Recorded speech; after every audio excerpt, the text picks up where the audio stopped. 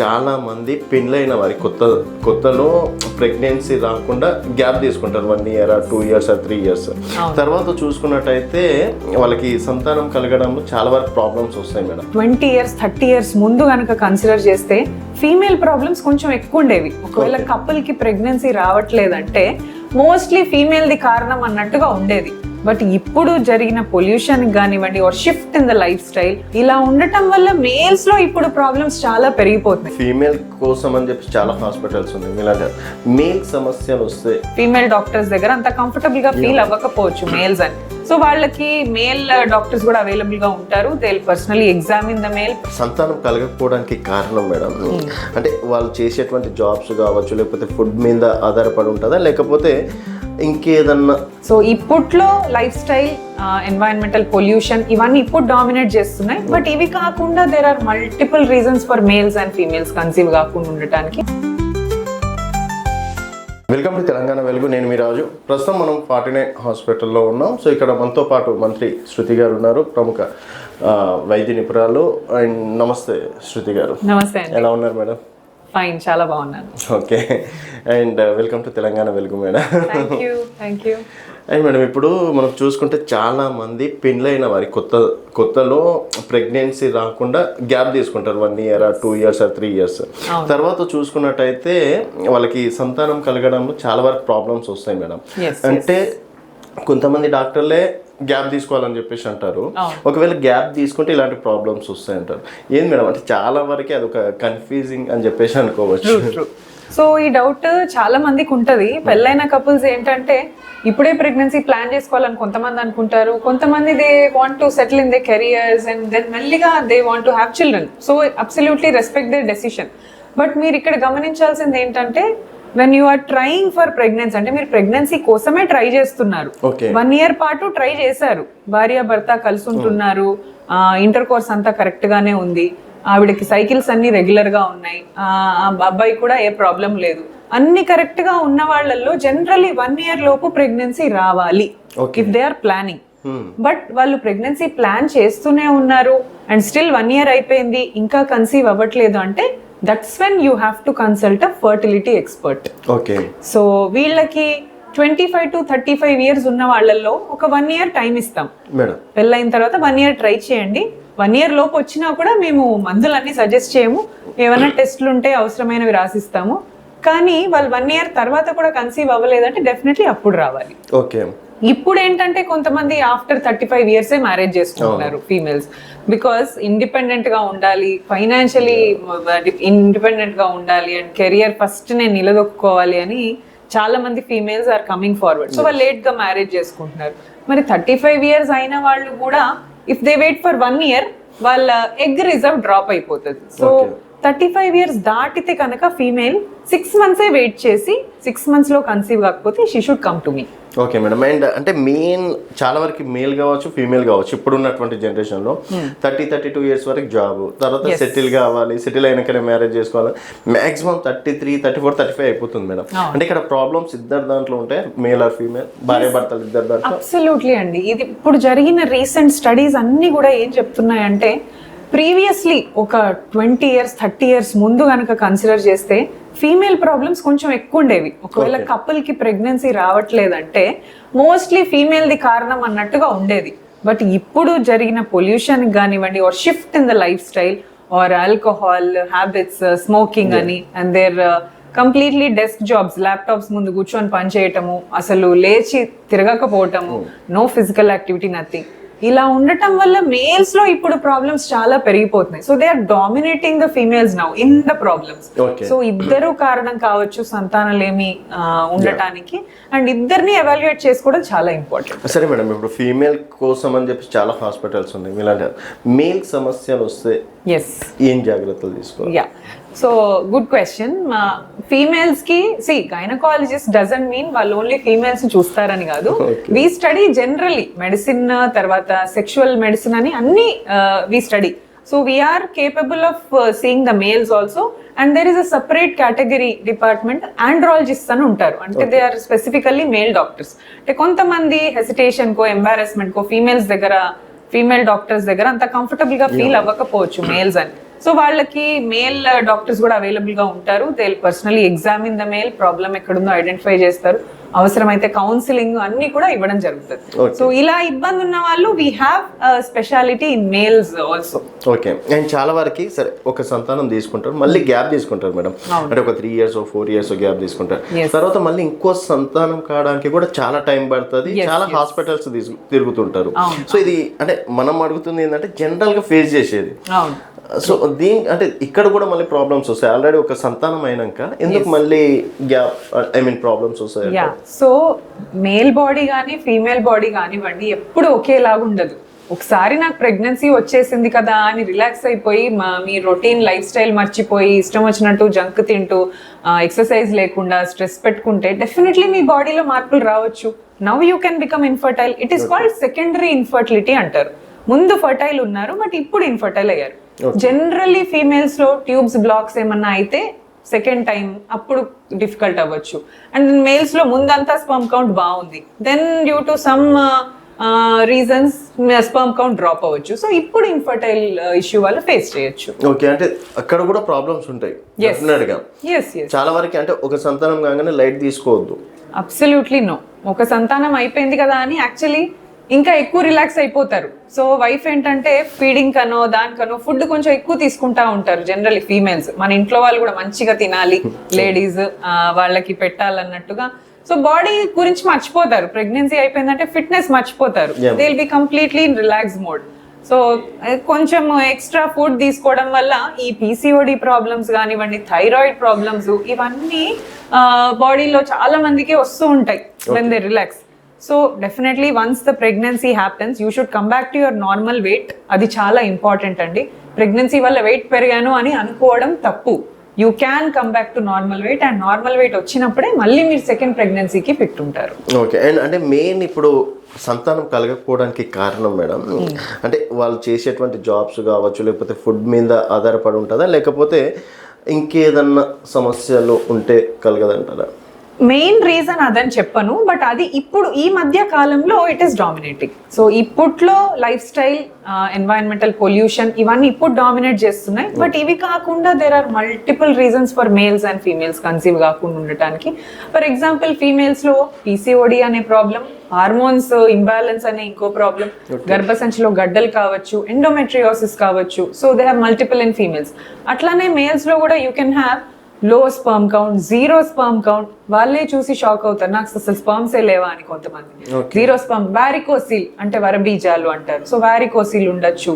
And then infections, plain infection chronic గా ఉన్నా కూడా మేల్స్ లో స్పర్మ్ కౌంట్ తగ్గచ్చు. అండ్ అంటే ఇప్పుడు మనం కనుక మీరు చెప్పినట్టు 6 months కోర్స్ 3 months కోర్స్ అట్లా ఇస్తుంటారు కదా, అప్పుడు డెఫినెట్గా ఏమన్నా అంటే రియాక్ట్ అయ్యే అవకాశాలు ఉంటాయి అంటారా? యా. సో అంటే మందులతోటి సెట్ రెస్పాన్స్ వస్తుందా లేదా? సో నార్మల్ గా అండి first we have to identify the severity. ఎంత సివియర్ గా ఉంది మీకు ప్రాబ్లం. కొంతమంది ఇమ్మీడియట్ గా వచ్చేస్తారు, ప్రాబ్లమ్ సెన్స్ కాగానే మన దగ్గరకు వస్తారు.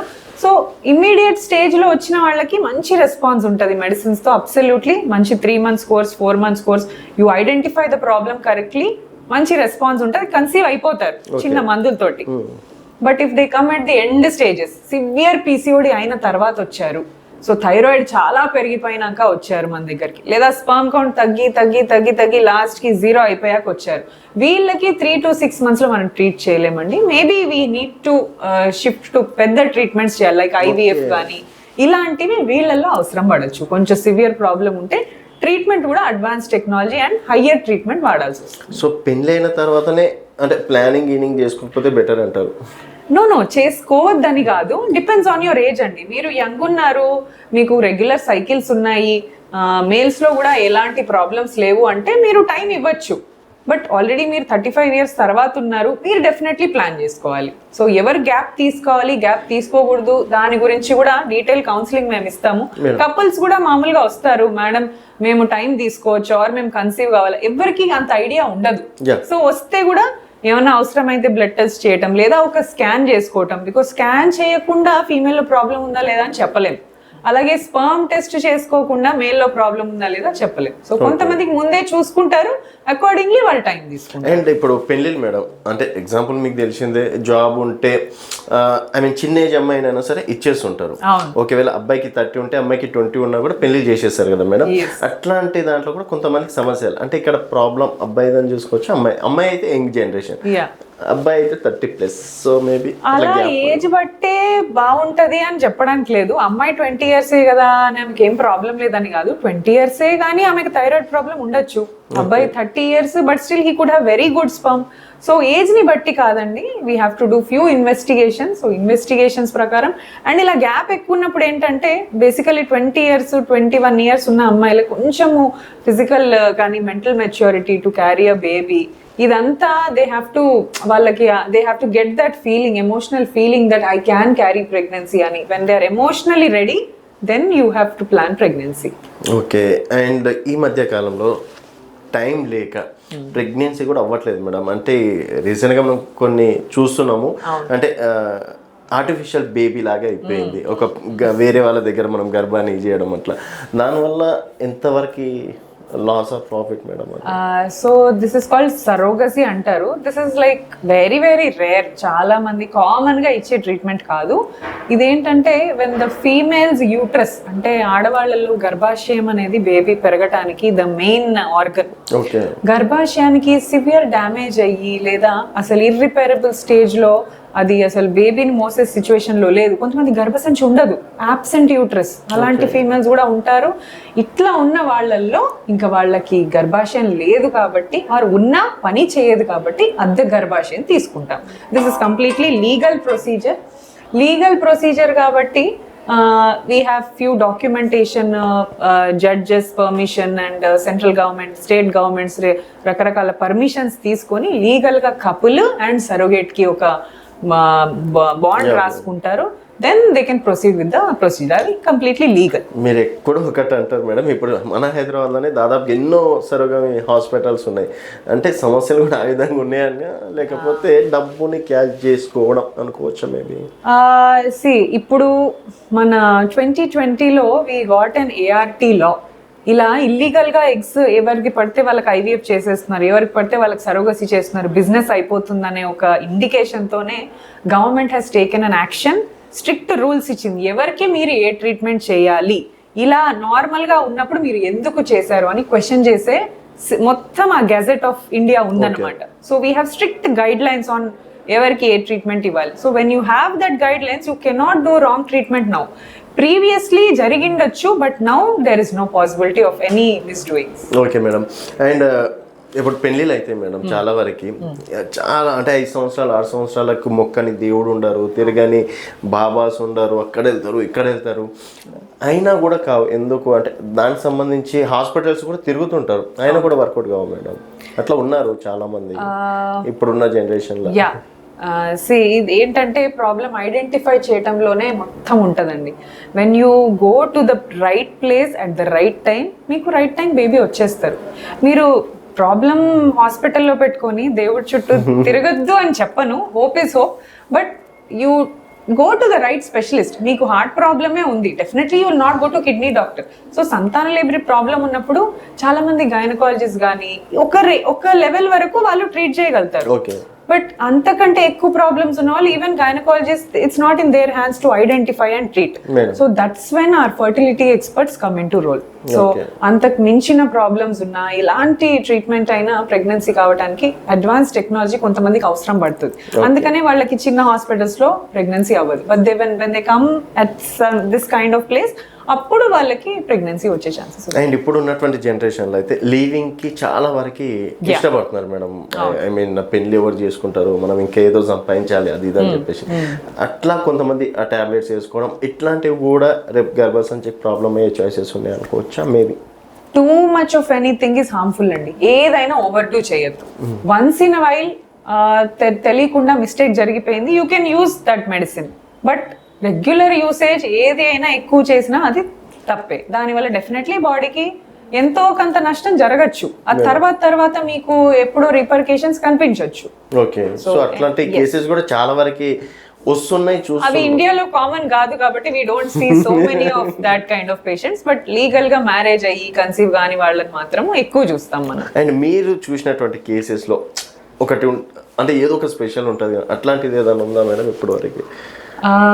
యా, సో నేను ఇందాక చెప్పినట్టు కొంతమంది యూట్రస్ ఉండదు అన్నారు కదా. So she came with me to very very small uterus. Normal ఉండాల్సిన యూట్రస్ సైజ్ కంటే ఆల్మోస్ట్ ఒక నిమ్మకాయ సైజ్ అంతే ఉంది. మన మామూలుగా ఉండాల్సిన సైజు అరౌండ్ క్రికెట్ బాల్ కంటే పెద్దగా ఉండాలి యూట్రస్ సైజ్. సో చిన్న యూట్రస్ చాలా తిరిగింది, ఎంఆర్ఐలు చేసుకొని టెస్టులు లేదు, మీరు అన్నట్టు తిరిగిన గుడి లేదు, ఏం లేదు. ఎవరు చూసినా గర్భసంచి అసలు పనికి రాదండి, చాలా చిన్నగా ఉంది, మీరు తల్లి కాలేరు. సో తను ఎక్కడో మేము చేసిన యూట్యూబ్ వీడియో ఒకటి చూసి they came approached me, madam మీరు చెప్పింది చూసాము, కొంచెం హోప్ వచ్చింది, అసలు చనిపోదామనే అనుకున్నాను నేను, తల్లి కాకుండా నాకు జీవితం ఎందుకు. ఫస్ట్ థింగ్ అండి, లేడీస్ తల్లి అవ్వడానికే కాదండి, you are as a person you are important to the society. So scan చేసాము, నిజంగానే గర్భసంచి చిన్నదిగా ఉంది. But there is a treatment called HRT. ఆ ట్రీట్మెంట్ తనకి 3 or 4 months పెట్టి చూసాము. దెన్ చాలా బ్యూటిఫుల్గా రెస్పాన్స్ వచ్చింది, యూట్రస్ నార్మల్ సైజ్ అయింది. And now she has twins. Just 1 week back she called me, madam మొత్తం వాట్ ఎవర్ ఇట్ ఈస్ నేను ఎప్పటికీ రుణపడి ఉంటాను. ఇలాంటివి వింటుండేసి even now when I'm talking this నాకు వాయిస్లో షివర్ వస్తుంది. ఎందుకంటే ఇది కదా, దీనికోసమే కదా మేము ఇంత చదివింది, టు బెనిఫిట్ సంబడి. సో ఇలాంటివి విన్నప్పుడు I feel little emotional and also feel blessed that దేవుడు చేయాల్సిన పని మా చేతుల ద్వారా బేబీని ఇచ్చే ఒక కెపాసిటీని మాకు ఇచ్చారు అని. మేడం సో ఆ విషయంలో ప్రౌడ్గా ఫీల్ అవుతారు? Yes yes. అంటే చిన్నప్పటి నుంచి ఫ్యాషన్ మేడం డాక్టర్ అవ్వాలని? Yeah, actually my parents are doctor, so ఎంతో కొంత అక్కడి నుంచి డాక్టర్ అవ్వాలి అని అనిపించింది. And then yeah, once I got into it, తీసుకెళ్ళిపోయిన దారి and my destiny is here now. So మొత్తానికి success. I like it now. Now I love my profession. Okay. And wife and husband ఇద్దరు doctors? yes yes, even my husband is a pediatrician. Yeah, he's also a doctor. ఎందుకు madam అంటే చాలా వరకు doctor ఇంకో డాక్టర్నే చేసుకుంటారు? Because మనం ఆ circle లోనే తిరుగుతూ ఉంటాం కదండి. See, నేను డాక్టర్ అయ్యి నేను ఇంజనీరింగ్ కాలేజ్ లో ఉంటాను కదా, నేను అదే కాలేజ్ లో ఉంటాను. Somewhere you will meet people who are like పార్టీస్కి వెళ్ళినా బయటికి వెళ్ళినా ఎక్కడికి వెళ్ళినా అలాంటి వాళ్ళ ఎక్కువ ఫ్రెండ్ సర్కిల్ కూడా అదే ఉంటుంది. ఓకే. అలా అని తప్ప వీళ్ళే అట్లా. సో అదే అంటుంటారు మేడం, డాక్టర్స్ని ఎందుకు చేసుకుంటారా general question. Yeah madam. And ఇప్పుడు కొత్తగా పెళ్ళైన వాళ్ళు కావచ్చు, ఇంకెవరికైనా మీరు ఇచ్చే సజెషన్ ఏంది మేడం? డిలే చేయకూడదు. ప్రెగ్నెన్సీ ప్లాన్ చేయడం డెఫినెట్లీ డిలే చేయొద్దండి. అండ్ మీకు ప్రెగ్నెన్సీ రావట్లేదు ఆర్ ఏదైనా ప్రాబ్లం ఉంది అంటే ఇంట్లో బాధపడి ఇది నా తప్పేమో అని బ్లేమ్ గేమ్ పెట్టకూడదు. హస్బెండ్ వైఫ్ డీటెయిల్గా డిస్కస్ చేసి ఇది కపుల్కి సంబంధించిన విషయం, not individually on a women, not on a male. So couple discuss చేయండి. There is nothing to be shameful about it. Please approach doctors. We're here to help you. చాలా మందికి problems ఉంటాయి and every problem has a solution. So ఇక్కడ అన్ని రకాల treatments మన దగ్గర available ఉంటాయి. సో మీకు ఎలాంటి ప్రాబ్లం ఉన్నా do not take much gap, ఎక్కువ గ్యాప్ తీసుకోవద్దు, ఆలోచనలో టైం పెట్టద్దు. ఒక ఎక్స్పర్ట్ దగ్గర వచ్చి ఒపీనియన్ అడగండి, అకార్డింగ్లీ ఫాలో అవ్వండి. అండ్ అంటే మీరు చెప్తుంటే చాలా వరకు పెళ్ళిళ్ళు అవుతాయి 1 year 2 yearsలో బాగా గొడవలు అట్లాంటివి బాగా అవుతుంటాయి మనం, అండర్స్టాండింగ్ లేకను అవి లేకను.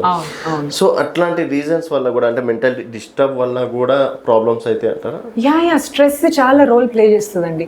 స్ట్రెస్ అనేది మనకు ఒక చిన్న వర్డ్, కానీ నిజంగానే మనం స్ట్రెస్ ఫీల్ అవుతే బాడీలోంచి కార్టిసాల్, అడ్రినలిన్ ఇలాంటి హార్మోన్స్ రిలీజ్ అవుతాయి when you are in stress.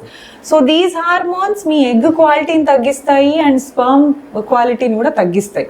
So stress పడే వాళ్ళల్లో ప్రెగ్నెన్సీ ఛాన్సెస్ తక్కువ అయిపోతాయి. అండ్ మీరు అంటుంటే నాకు ఒక ఎగ్జాంపుల్ గుర్తొచ్చింది. కపుల్ వచ్చారు, మనకు ఐవీఎఫ్ ట్రీట్మెంట్ అవసరం పడింది, చేసాం.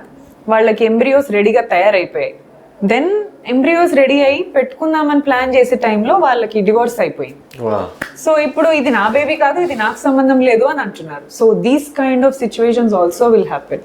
సో కపుల్ యాజ్ మనము వాళ్ళ రిజిస్ట్రేషన్స్, వాళ్ళు రియల్ కపుల్ ఇవన్నీ కూడా చెక్ చేసుకొని, చాలా మంది ఊరికే వచ్చి మేము కపుల్ అని చెప్పి రాయించేసుకుంటారు. You have to verify their marriage certificate, వాళ్ళ ఆధార్ కార్డ్స్ ఇవన్నీ చూసి లీగల్ ట్రీట్మెంటే మనం చేస్తాం. మేడం ఇప్పుడు గైనకాలజిస్ట్కి మీకు డిఫరెంట్ ఏంది మేడం చాలా వరకు అంటే ఒక ఇప్పుడు గైనిక్స్ ఏంటంటే they treat female problems, bleeding సంబంధించిన ప్రాబ్లమ్స్ కానీ గర్భసంచిలో గడ్డలు ఇంకేదన్నా. We're specialised in fertility treatments, అంటే సంతానలేమి పిల్లలు కలగని వాళ్ళకి సంతానం ఇవ్వటానికి చేసే ట్రీట్మెంట్. మేల్ ప్రాబ్లమ్స్ కానివ్వండి, ఫీమేల్ ప్రాబ్లమ్స్ కానివ్వండి, we're specialised in that. Okay, ఎన్ని years madam experience? I have around 10 years of experience. చిన్నగా కనిపిస్తున్నారు. See, నేను చూడడానికి కనిపిస్తున్నాను, but definitely చిన్నదాన్ని కాదు. I'm not going to reveal my age, but I have 2 kids, 2 beautiful kids, so we are a happy family. అంటే నేను starting రాగానే మేడంకి అసలు ఎక్స్పీరియన్స్ ఉందా అన్నట్టు. No, even patients వచ్చి నన్ను మేడం మీరేనా మెయిన్ డాక్టర్, ఇంకెవరైనా పెద్ద డాక్టర్ చూస్తారా? లేదండి, నేనే మెయిన్ డాక్టర్. సో కొంచెం పెద్ద కనపడడానికి ఇక యా, బట్ ఫిట్నెస్ మనం పేషెంట్స్ కి చెప్తున్నామంటే first you have to be fit. మిమ్మల్ని చూసి వాళ్ళు ఎగ్జాంపుల్ గా తీసుకోవాలి. That is the main thing. Diet ఏమైనా చెప్తే చాలా మంది అంటే మేబీ ఐ మీన్ కొత్తగా పెళ్ళైన వాళ్ళు కావచ్చు. ఇప్పుడు ఏంటంటే మేడం అంటే ఇది కూడా తెలిసిందే, అందరూ పబ్ కల్చర్ అనేది చాలా రొటీన్ అయిపోయింది మేడం. సో పబ్లో డ్రింక్ కావచ్చు, స్మోక్ కావచ్చు, అది అనేది ఇప్పుడు అమ్మాయిలు కూడా చేస్తున్నారు. సో చేయొద్దానికి కూడా ఏం లేదు, రూల్ లేదు. అండ్ ఇప్పుడు ఏ వర్క్ ప్లేస్లో కూడా సేమ్ అబ్బాయిలతో పాటు అమ్మాయిలు కూడా స్మోక్కి చాలా వరకు యూజ్ చేస్తారు. సో అది కూడా ఏమైనా అమ్మాయిల దాంట్లో ఎఫెక్ట్ అంటారా మామూలుగా? ఆల్కహాల్ టు సమ్ ఎక్స్టెంట్ పర్లేదండి, పర్మిసిబుల్ లెవెల్స్ వరకు ఓకే, ఫర్టిలిటీని అంత డ్యామేజ్ చేయదు. But smoking absolute no. Smoking వల్ల ఏ మాత్రము బెనిఫిట్ ఉండదు అండ్ చాలా హార్మ్ జరుగుతుంది. సో స్మోకర్స్ మేల్స్ కానివ్వండి, ఫీమేల్స్ కానివ్వండి, smoking is definitely harmful. And ఇంకోటి ఏంటంటే ఫుడ్ గురించి మాట్లాడితే అందరికి డైట్ చేయాలి, డైట్ చేసే సిచ్యువేషన్ లో వాళ్ళు ఉండరు, వాళ్ళ వర్కింగ్ కండిషన్స్ అలా ఉంటాయి, షిఫ్ట్స్ అలా ఉంటాయి. But as far as possible outside food restrict చేయండి, అవుట్ సైడ్ ఫుడ్ రెస్ట్రిక్ట్ చేయండి. అండ్ జంక్ అవాయిడ్ చేసి ఓన్లీ హోమ్ ఫుడ్ తీసుకోవడానికి ప్లాన్ చేయండి. Lots of fruits and raw vegetables with nuts. Okay, nuts అంటే బాదం, పిస్తా. So these are the main things. So ఇవన్నీ follow అయిపోతే డెఫినెట్గా గుడ్ రిజల్ట్స్ రావచ్చు. Of course changes will start. So ఎలాంటి కండిషన్లో అయినా మీ దగ్గరకు వచ్చేస్తే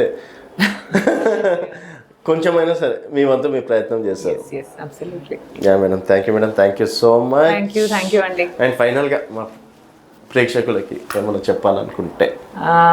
సో డోంట్ వరీ, ప్రాబ్లమ్స్ అందరికీ ఉంటాయి, but we have the best solution. Especially when we're in the fertility field. ఇప్పుడు మాకు అర్థం అవుతుంది, అంటే మనం ఉన్నప్పుడు ఇంత ప్రాబ్లమ్స్ ఎప్పుడు చూడలేదు. వెన్ పేరెంట్స్ ఆర్ మన గ్రాండ్ పేరెంట్స్కి ఇలాంటి ప్రాబ్లమ్స్ లేవు. But now infertility is on the rise. So please be careful, watch what you eat and be healthy, stay safe. Thank you. Okay madam, thank you madam. మరోసారి కలిసి ప్రయత్నం చేద్దాం. So ఇది doctor Shruti గారితో special chit chat. And ఏదైనా problems ఉన్నా కూడా ప్రిటినై హాస్పిటల్లో శృతి గారు డైరెక్ట్ మన ఛానల్ పెడితే ఒక డిస్కౌంట్ ఏమన్నా ఆఫర్ ఉంటుందా madam? Yeah madam, so discount కూడా అవైలబుల్ ఇస్తున్నారు. చూస్తూనే ఉండండి తెలంగాణ వెలుగు.